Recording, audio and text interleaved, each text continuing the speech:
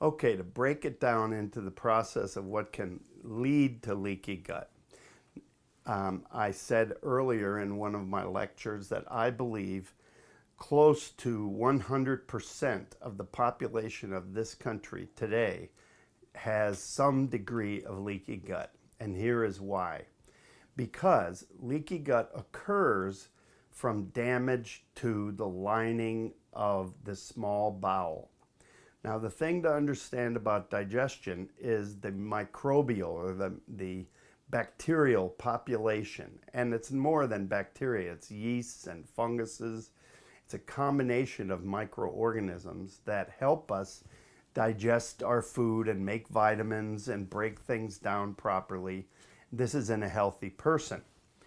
But let's back up a little bit, in a separate concept to understand about microbes is any microbe, if it's allowed to grow to a certain critical mass of population, has a survival mechanism of creating chemicals that will suppress any other microbial life.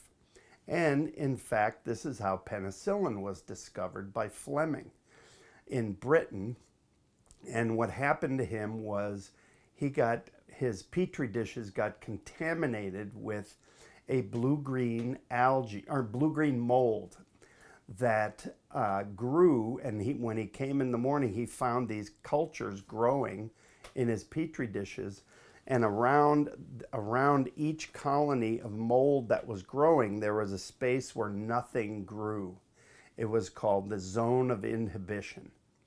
And it turned out that what was inhibiting other microbial growth in that zone of inhibition was penicillin.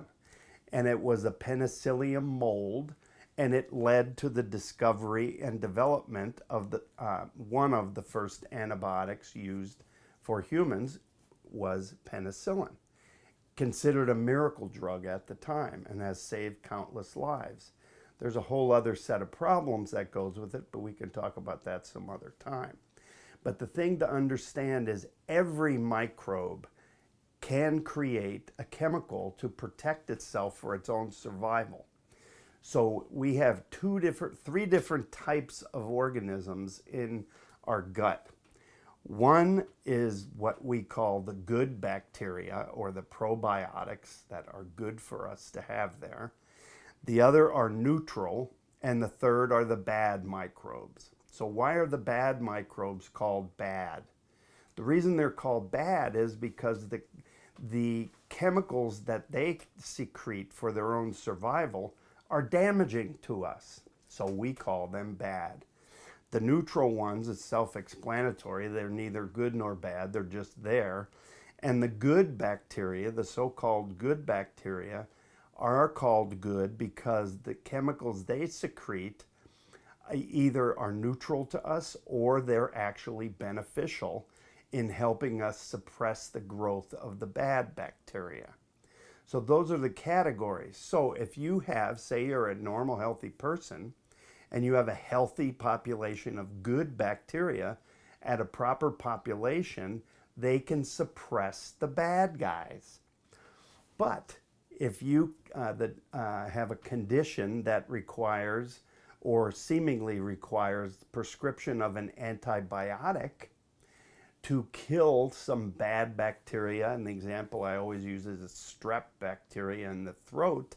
You have a sore throat, you go to the doctor gives you a prescription for penicillin, says here this will, quote, cure your sore throat, and you take that penicillin and it does kill the strep and your sore throat goes away.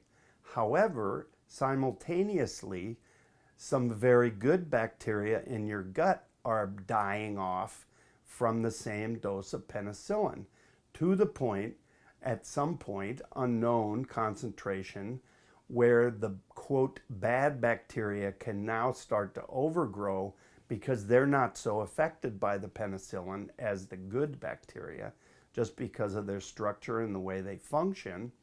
And the bad bacteria can grow to a critical population where it starts to suppress the good bacteria, and not only suppress the good bacteria, but start damaging the lining of your small bowel.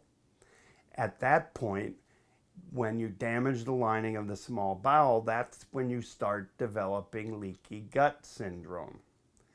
And so it is imperative to, of course, there are times when you need an antibiotic, but it's imperative that you simultaneously, not at the same moment, but during the same protocol or course of treatment, that you receive proper amounts of probiotics or beneficial bacteria to supplant that bad bacteria, so by the time your strep throat is gone, you don't have a bad population of bacteria growing, it doesn't damage your bowel, and you don't subsequently develop leaky gut syndrome.